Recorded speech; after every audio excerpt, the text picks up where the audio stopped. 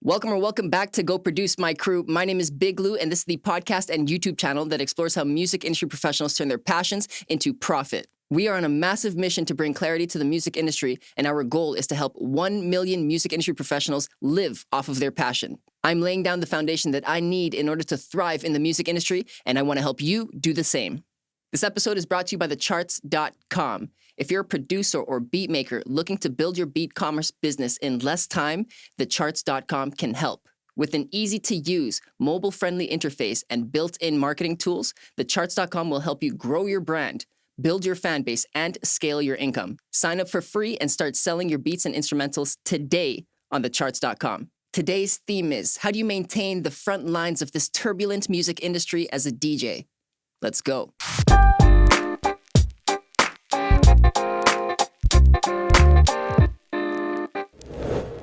Okay, Go Produce. We've got Vybe Kingz Entertainment. They are a Canadian-based urban cultural entertainment company founded in 2015 by Odanga and Chad Wickham. Vybe Kingz consists of DELO, DJ Wickham, and DJ Cool. After meeting earlier in 2015, they quickly embarked on several collaborations as DJs, creating a buzz within London, Ontario. Subsequently, Vybe Kingz was formed as a true testament to their style and vision. I firsthand approve of that message. Vybe Kingz' mission is to become a leader in urban cultural entertainment worldwide. Go Produce. This is DJ Wickham. This is DJ DELO, and they are 2/3 of the Vybe Kingz. Welcome, gentlemen. Thank you. Pleasure to be here. Thank you so much. Thank you. It's an honor to have you here. Yes. Love that intro. Thank you. Oh, so much energy. It's purely big vibes really here. Appreciate the intro. I like it. Thank you so much for being here. I want you to know that we do appreciate both of your time so much. So let's make the most of it and go produce. Amazing. Awesome. All right. Let's do it. Our first segment of the show is called The Basics.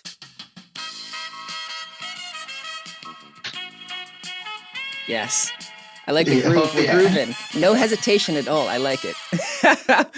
All right, gentlemen. This is open discussion. Both of you can answer it. Maybe if one person takes the lead, that's totally cool. But I'd like both of your perspectives for here. What is your first musical memory? My first recollection of music, I think, was it was Fast Car. Tracy Chapman.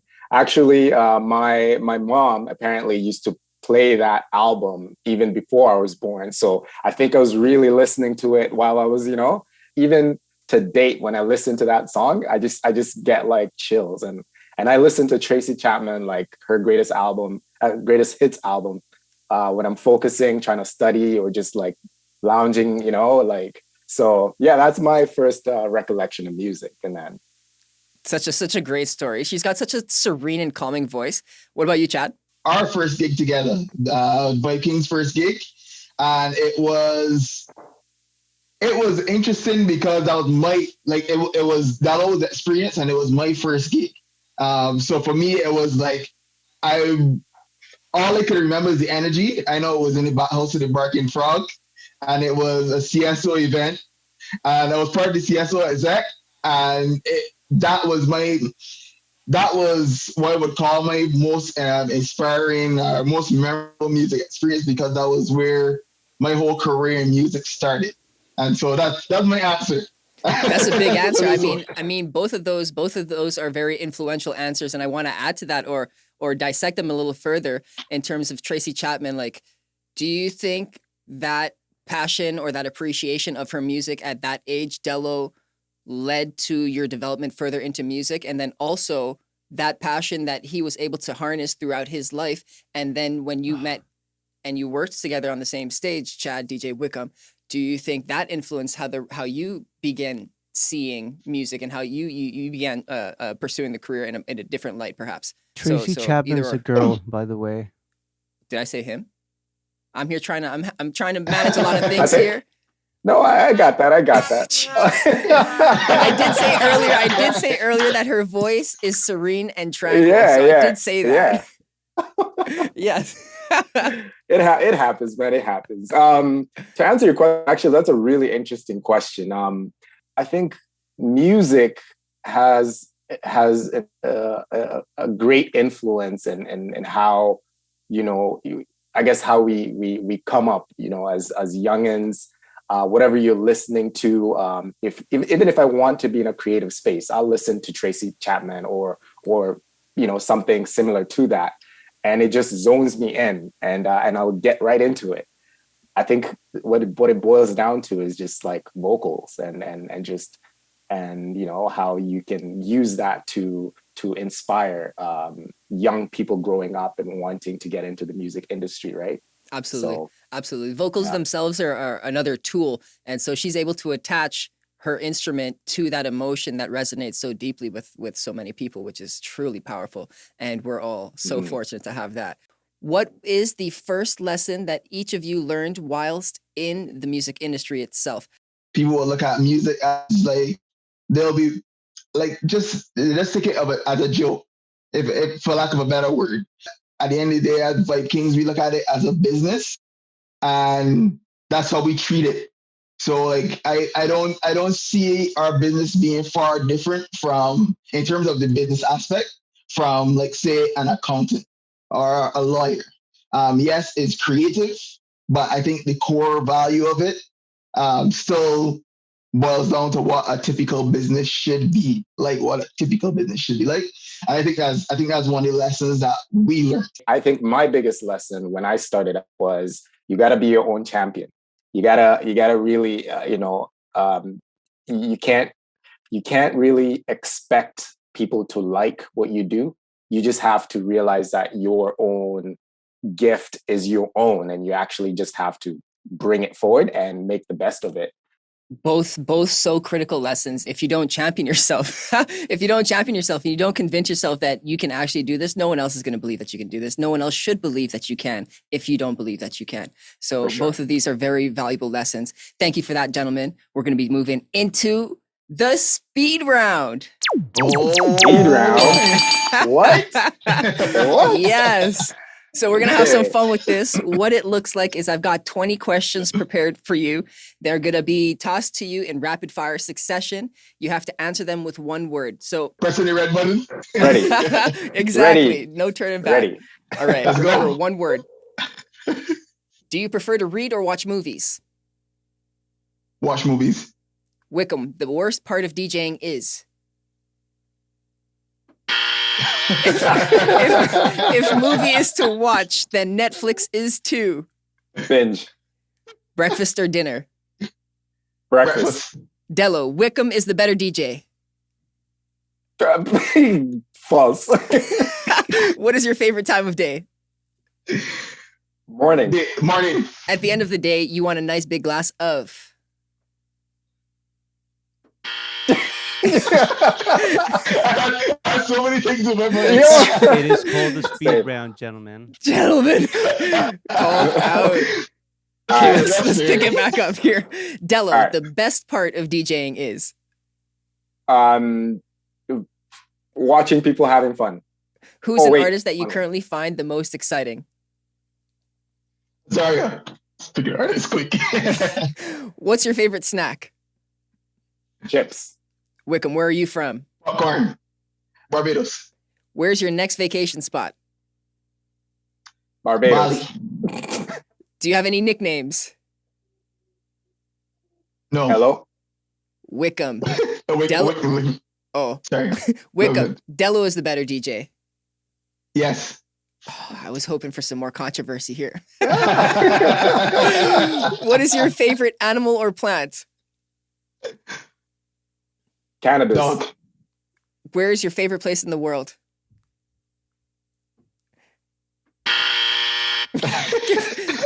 Before we finish, can we go back to what is your favorite animal or plant? And you said Canada.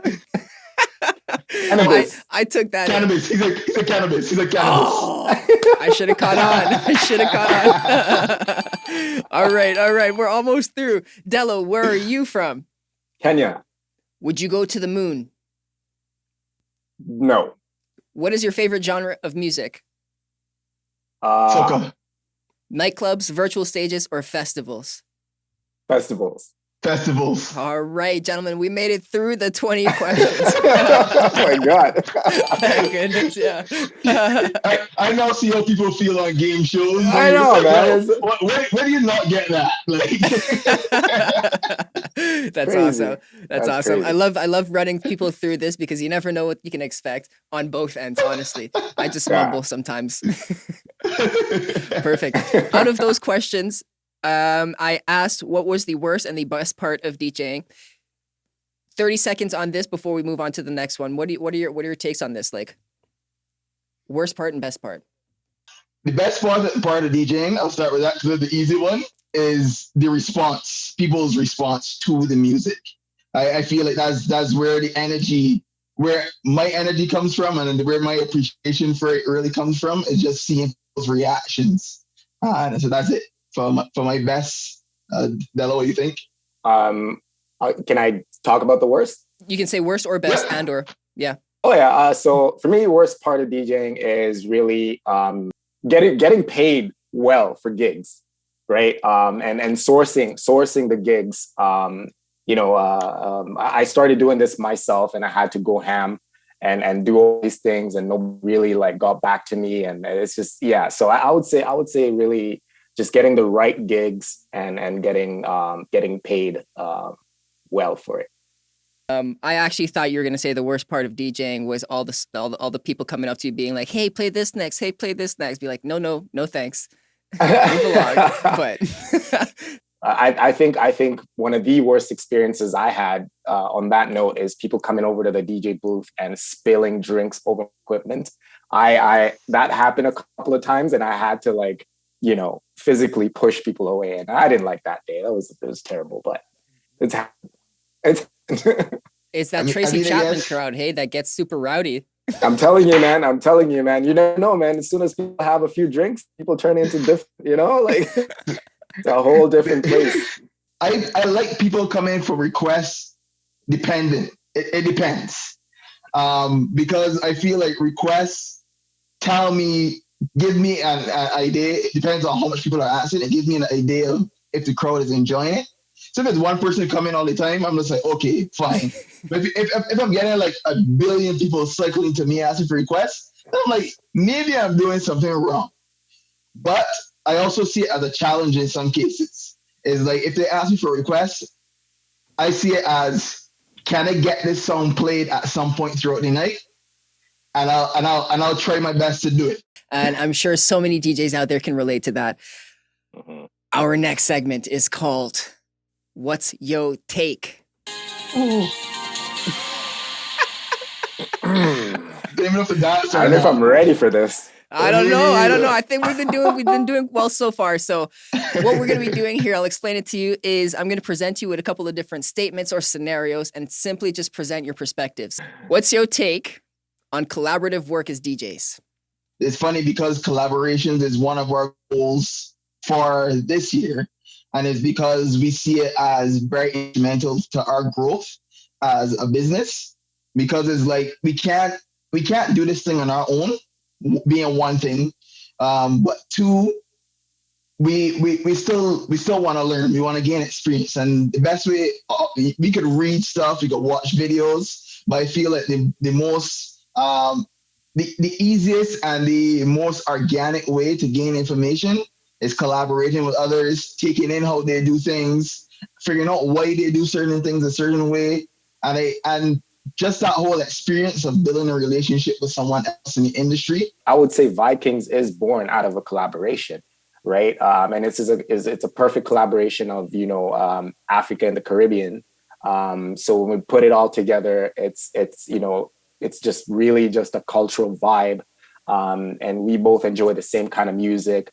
And like DJ Wickham said, our goal has always actually been to collaborate. We've been doing it for a while, but we want to stretch even further and collaborate with even more people. It's how you grow, man.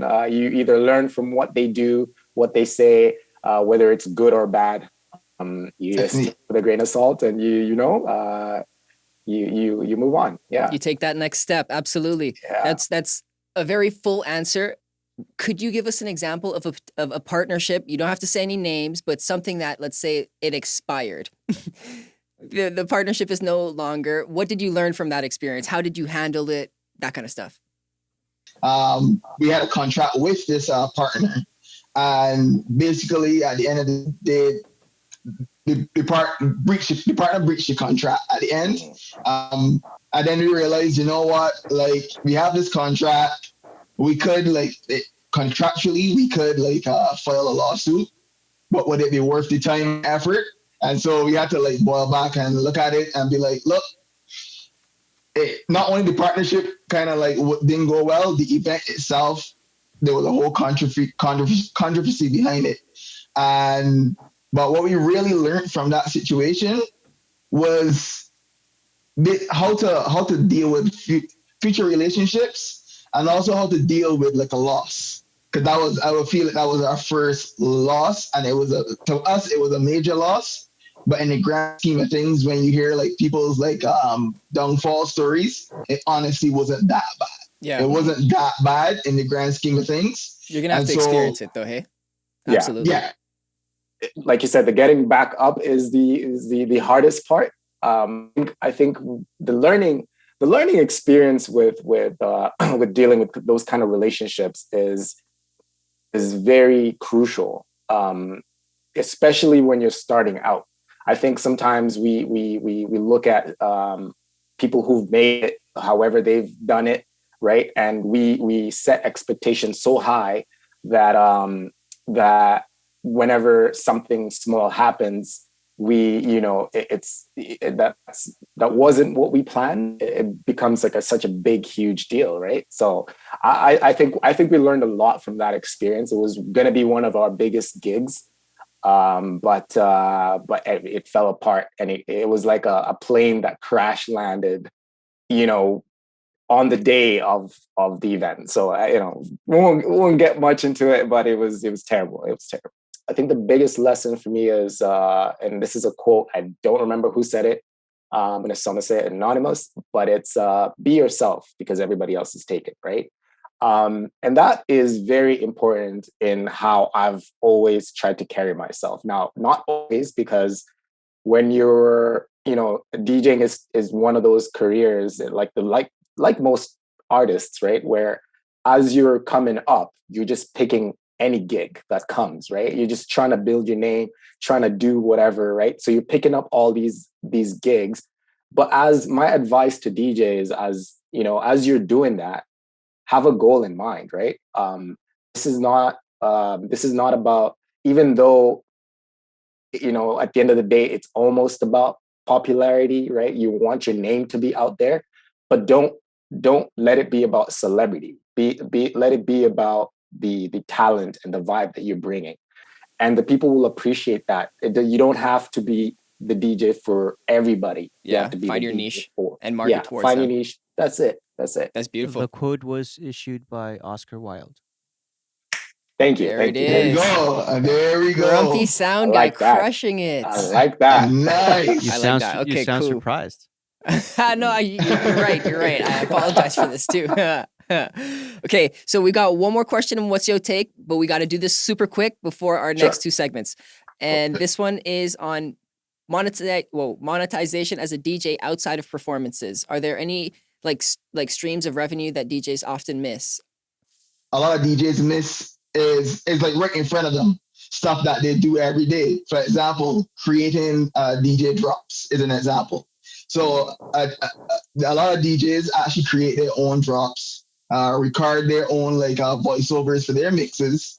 Is that they never think of the fact that, look, I do this. I do this for myself, and I enjoy doing it. Or maybe you might not enjoy it fully, but you gain the talent of doing it. So it's that could be one of your streams of income. You could create drops for other DJs, for producers.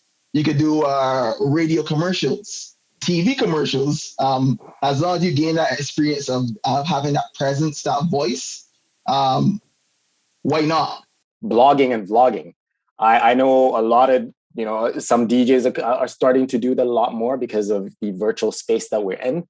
but I'm going to speak more about blogging, which is something that even I want to say that I've been wanting to do, but I haven't done. And that's just really when you look at your experience and talking about your experience and being able to share tips and techniques and tools and just all these things, right? Like, because technology changes everything, and every industry shifts with technology. Like, so when you get into the blogging space, the content creation space, in that sense, you're actually educating people, but you're creating a potential revenue stream from that too. Absolutely.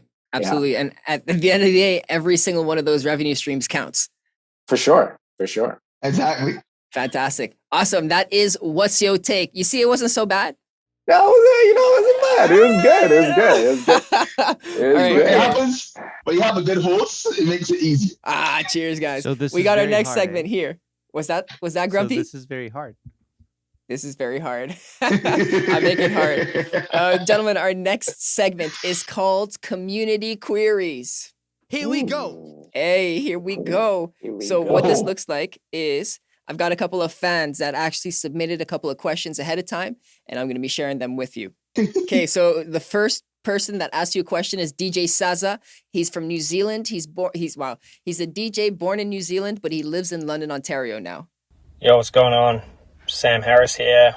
My name's also Saza when I DJ and whatnot. Question for you. What do you do in order to keep, your vibes up, get that music flowing? Like, what goes into it behind you in your mind to kind of figure out where and how you get your music to make sure that when you're playing, you're able to, have those tracks that'll keep the crowd bumping? Curious. Cheers, bud. We like to find hidden gems. First of all, we like to find music that we expect will make people bump, but people would likely not know it. So, but the way how we normally would do that is we have subscriptions, like most DJs, we have subscriptions to DJ pools and everything. But DELO and I, we meet twice a week, Tuesdays and Thursdays. And our Thursday is so Tuesdays we call Tech Tuesday, Thursday we call Business Thursday. But on the Thursday, before we start Business Thursday, we do something called Songs of the Week. And at that point in time, that's basically where we discuss. Some of them might not be hidden gems. Some of them might be what we expect will be summer bangers. They might be top charters. But we have that discussion between each other to understand, okay, DELO, from your side of things, all the music that you took in this week, what were the top 5, top 6, top 10 songs that you heard and why? And we have that discussion. And then we go from there, and that usually those songs end up in our library, and then we test it with our audience to see how they respond. So we've learned over the years to find software that basically helps to have our song levels, adjust our song levels, being one thing, and give us additional data that people normally wouldn't get from music. Certain data, like, for example, a good one is energy. That's a good example of a piece of data that people typically won't see on a track. You said energy? Energy, yeah, literally energy, as in would this make you feel like hype, or would this make you feel like sad? But it's not your typical, we could listen to music and try to figure it out ourselves, but we get the actual data number that indicates that how hype a track is. All right. Okay, cool. Well, thank you for that, gentlemen. That was DJ Saza. You can find him on Instagram at DJ Saza1. Our next guest is Laura Lee. She's a music enthusiast and an event coordinator. This is her question. What are some new age self-care habits that you personally have adapted in order to stay motivated and continue to see the light at the end of the tunnel? It's a good question, but step away from music for a couple of days, and do something different. Try a different avenue of art.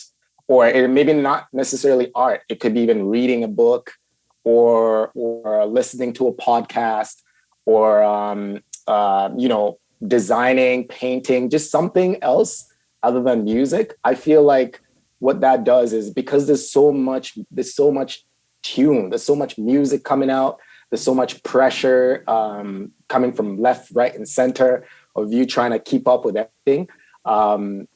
You can ease off that pressure by taking a day off. It goes a long just, way. Yeah, it definitely. Honestly, Wow. it definitely does, because it hypes you up differently when you get back to listening to music and getting yourself back in the game. Take one step back to take two steps forward sometimes. For sure. Exactly. We are running very close on time. We have one more fan question. I don't want to skip him. His name is GTech. That was shout out to Laura Lee. Thank you one more time. Shout out Laura Lee. You can find her Shout at out. load_dal, DAL. This is GTech. He's a music artist in Brampton. What up? It's your boy GTech. My question is, are DJs an essential resource and connection for music artists in order to connect with and distribute their music in different platforms such as clubs, radio stations, or Spotify playlists? Like we could basically hype up any track, given the right motivation and everything. There's one thing to hear a song that's played on the radio, but when you start to hear songs getting mixed together, getting samples, drops, a couple of pull-ups, shout-outs on the microphone, that I think that adds personality and value to music more than literally just playing it or streaming it on Spotify. And so that's where I see DJing being valuable when it comes to artists and helping with distribution of music. We are into our final segments. This is Clear the Air. Oh no. Right. Well, he's ready. What we're going to do here is we're going to bring some clarity to these slightly denser questions. We spoke a little bit about virtual performances already and how they are a little bit different in terms of reading the crowd, bringing energy. So I just want to spend a little bit of time here asking you, how do you pick up on the emotion from the people around you? Is it the fire emojis, like you said earlier? Are you getting feedback from other people directly? How does that work? Are you communicating with each other, perhaps on a separate medium during the show, so that you can like navigate that? What do you guys do? How do you do that virtually? Yeah, I think it's all about the interaction with people on the various platforms. Interaction is big now, like the fire emojis, but beyond that, just people coming in, and even like when you see people interacting on the chat. I think that's a huge deal. And if someone tells you like, "Yo, that's a big track," or whatever, or pull up, you pull it up, and and you just do it. Our first goal as creating a virtual event is try to find out how many different ways we could get feedback from people. Of course, the typical way in the chat, which is through emojis, comments, everything. Another way that we've done it too is feedback surveys. You get the surveys, but that's after the event. So, of course, it doesn't help you when you're right there in the mix, but it helps for the next one, because you want to improve on areas that it might not be a one thing that is right.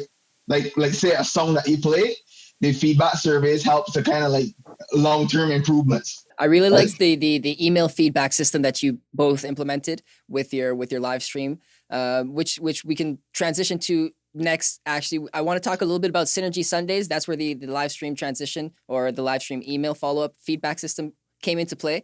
But before we do, let's spend 2 minutes on Lux Carnival, because I know this is very exciting as well. You're a resident DJ there, DJ Wickham. So what is this? What is Lux Carnival?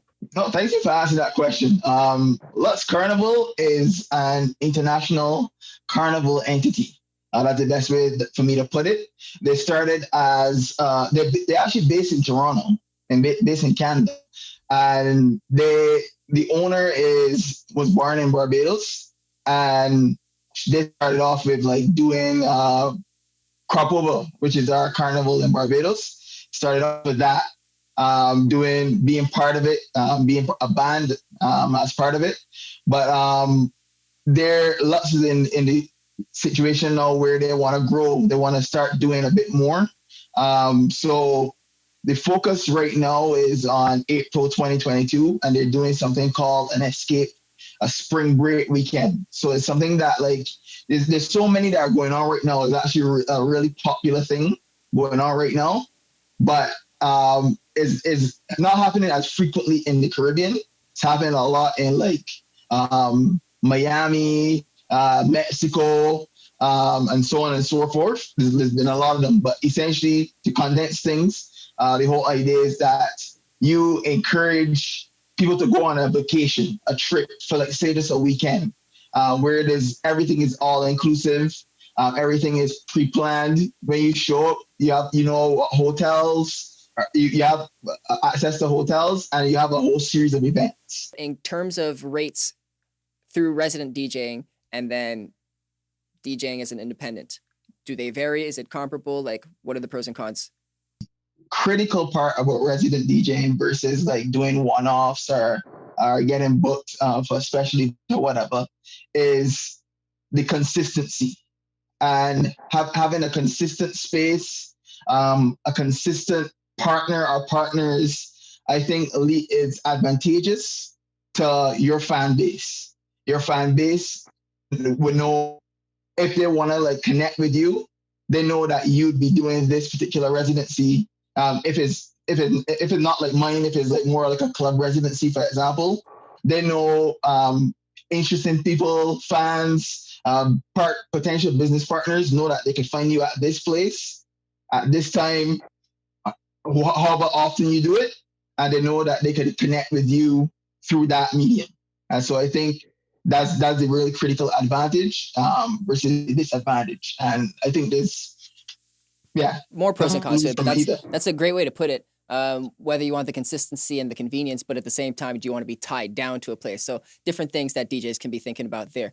Very cool. Last item that I want to clear the air on, Synergy Sundays. What is the idea behind this? And then struggles. I want to know big struggles, and I want to know tips for DJs trying to do something similar for this before we wrap it up. So Synergy Sundays was a sort of idea that we came up with back in 2017. But we wanted to create a space where, we could bring in music for the culture. So African music, Caribbean music, and just kind of fuse all the cultures and create a space for that. Because that's something that wasn't really happening in London, Ontario, except for, Sunfest, which, that's a separate thing. Same, but different. Same, but different, right? So and we had a target demographic and all these things, right?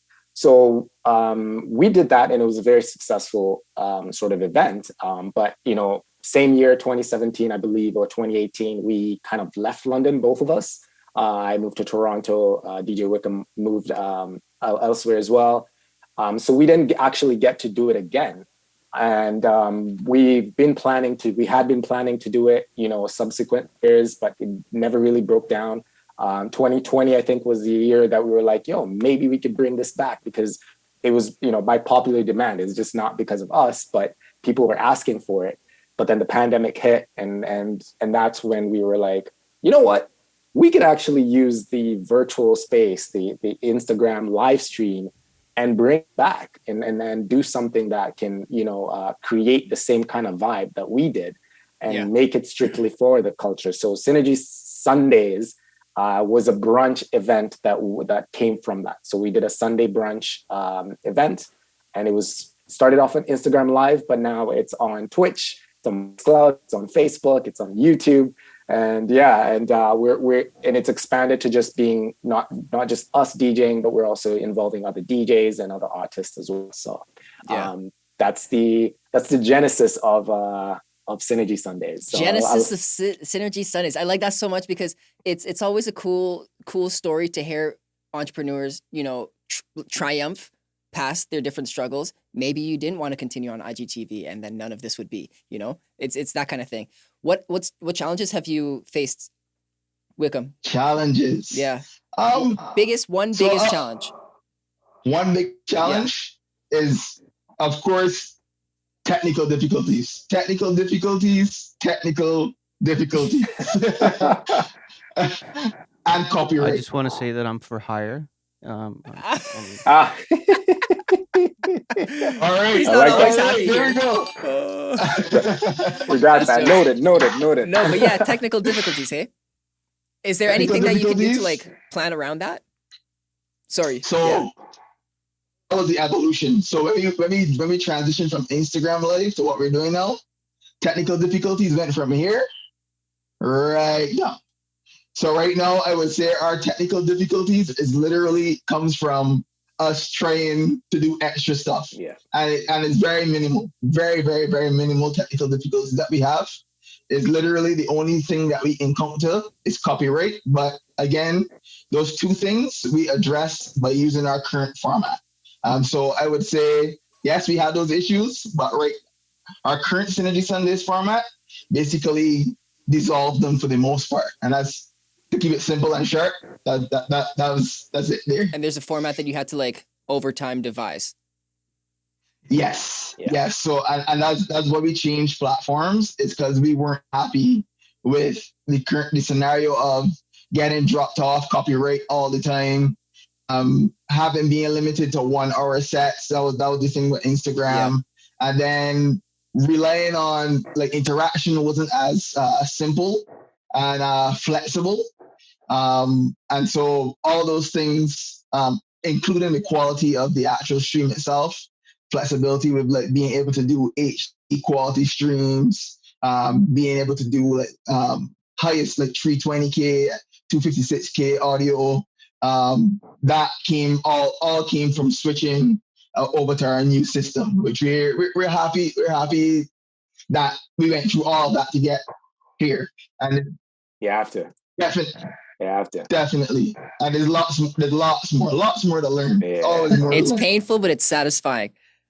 Okay, so two more here. One of the questions that I have is the one biggest tip that you can give other DJs trying to do something similar to you.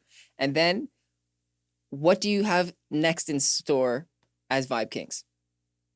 Create something that's uniquely yours. Be authentic. That's the word. Authentic, and stick with it. Because when we started Synergy Sundays, we weren't nearly as close to the numbers that we're getting now. We didn't get the kind of interaction that we were looking for, but we stuck by it. We stuck through it, and we've got to a space where we can say, based on the insights that we've been collecting over time, that we're experiencing steady growth, right? But that's the other thing. Monitor your growth. Look at it as something that you're building. Synergy Sundays is a regular event. If you're doing a one-off event, it's different. But if it's a regular event, monitor the progress, because that's the only way you know whether you're doing well, or if there's something you need to change. How do you do it? And that's why we've been able to switch platforms. We've been able to figure out any technical. We went from DJs to like audio visual technicians. You know what I mean? Wearing all of the hats. You're wearing all of the hats. You got to though. So, and marketing and all that stuff. So yeah, I would say that's a big tip. Would be that for sure. Absolutely. Big takeaway. And yeah. I was gonna say last quick tip, keep it really short, is start within your means. Start with the basics. Yeah. The way how I look at it. Yo. Sorry, I heard the basics, so it's like muscle you heard the memory. basics? I'm bad. That's the first segment. Nice. Yeah, he's usually asleep back there. Okay. Yeah. So start with the basics, which is why we start with the basics. Clever guy. I like that. I love it. And last thing about that is, when it comes to live streaming, what I consider the basics is excellent audio, excellent video. Add the bells and whistles after. Add the extra cameras, the extra overlays, green screen. Do all that stuff after you have the best audio and video that you could get. Go ahead and do all the other fancy stuff after. And so that's my tip. That's huge though. Get the fundamental right. Fundamentals. That's it. Yeah. Yeah. Be a master of the fundamentals, and everything else could get added onto that. That's huge. From there. I like that. And what's next? So this is really, really super cool Huge. for us because it's not giving us the platform to be able to speak our minds freely, and also the questions that you're asking are really provoking, they're very open-ended, and that's really, really great. We definitely would like to have another conversation with you. Maybe perhaps we'll plan that. Because But clearly we can't stop talking. yeah, man. Yeah, but so yeah, that's those are I think the final words. And I don't know, DJ Wickham, if you want to add or if you want to talk about where you can find us. I'll talk about where you can find us. All VYBEKINGZ. You search that in Google, you'll probably find every platform we're on. Apart from that, we have a website in the works, which will be coming soon, and merch on the way. Also, so you're gonna have to let me know. Sorry, go ahead. You had the links. Sorry. No, I was gonna say also just individually, we also do have our platforms as well. DJ Wickham has his platforms at DJ Wickham Music, and I'm sure he's gonna have he has a show that he's gonna be doing on Twitch. So stay tuned to that. Myself, my platforms at Just Call Me DELO. I also have a show that I'm starting next week on Twitch exclusively. So just find me at Just Call Me DELO. It's still a Vybe Kingz production, but we're kind of splitting to do things in a splitting and spreading. I like it. You grow faster like that. DJ Wickham, DJ DELO, thank you so much. 2/3 of the Vybe Kingz, we out. This episode is brought to you by thecharts.com. If you're a producer or beat maker looking to build your beat commerce business in less time, thecharts.com can help. Remember that you can sign up for free and start selling your beats and instrumentals today at thecharts.com. Big shout out to all parties involved. You can find more value at our website at goproduce.ca. Connect with me on Instagram at go.produce. If you're on YouTube, hit subscribe. If you're on Apple or Spotify, make sure to hit download. This will really help us grow our community. I'm Big Lou, and this is Go Produce.